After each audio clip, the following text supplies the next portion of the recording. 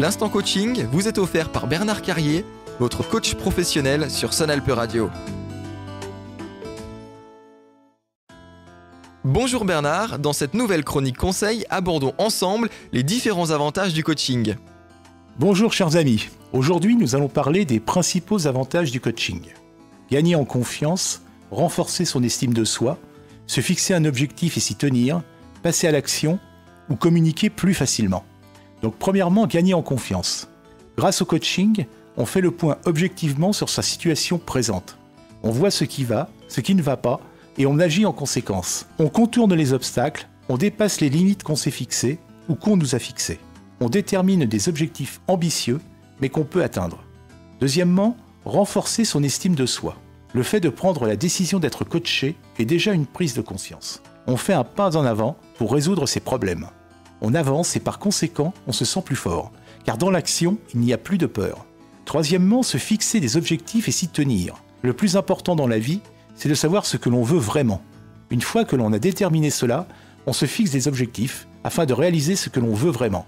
Il s'agit de ne pas se tromper et une fois les décisions prises, de s'y tenir. Quatrièmement, passer à l'action. Combien de fois prenons-nous des décisions, le 1er de l'an ou le jour de notre anniversaire par exemple? Malheureusement, nous ne passons pas à l'action. Nous avons toujours une bonne raison, une bonne excuse pour ne pas le faire.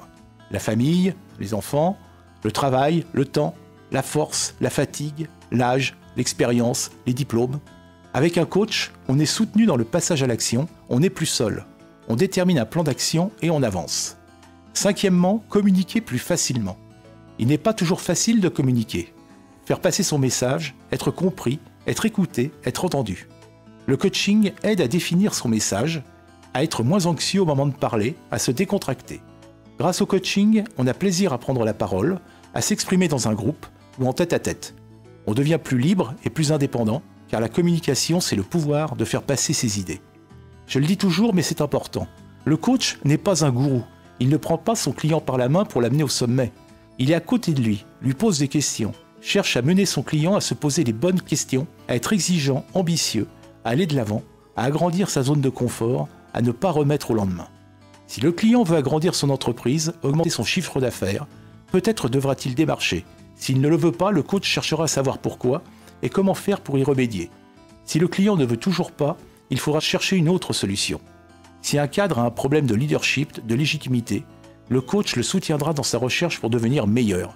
Il l'amènera à devenir un bon chef, un leader. Le coach agit toujours dans l'intérêt de son client. Quel que soit l'objectif, le coach soutient son client.